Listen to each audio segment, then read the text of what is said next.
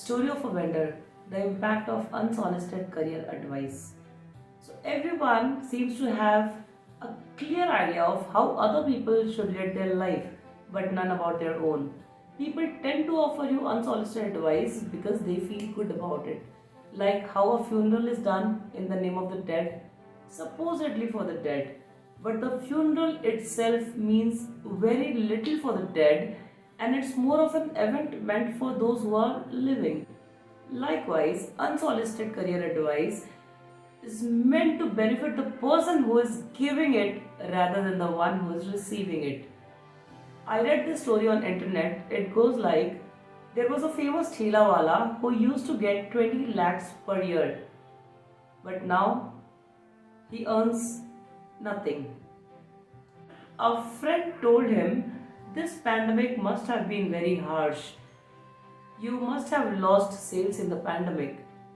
So the owner said, "No, sir, it's not the pandemic.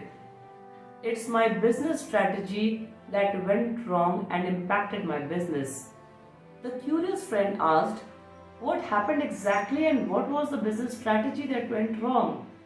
The friend said, "I used to sell curry chawal on a small cart for last 25 years.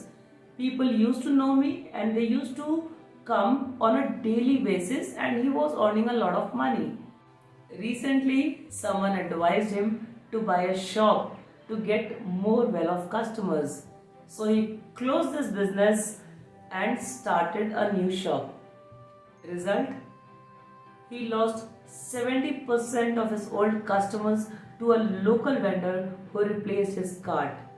The sales now are 30% of what he used to get from his previous cart. He now have to spend a lot on advertising to get more rich customers." Moral of the story? Choose your niche wisely. Never take your old customers for granted because they were there when nobody trusted you. They were there, they made you rich when you were nothing. If you want to target everyone, you will end up losing everyone and gaining nothing. Even if you just need some confirmation or an emotional support on your decisions, people tend to think that you are looking out to them for answers.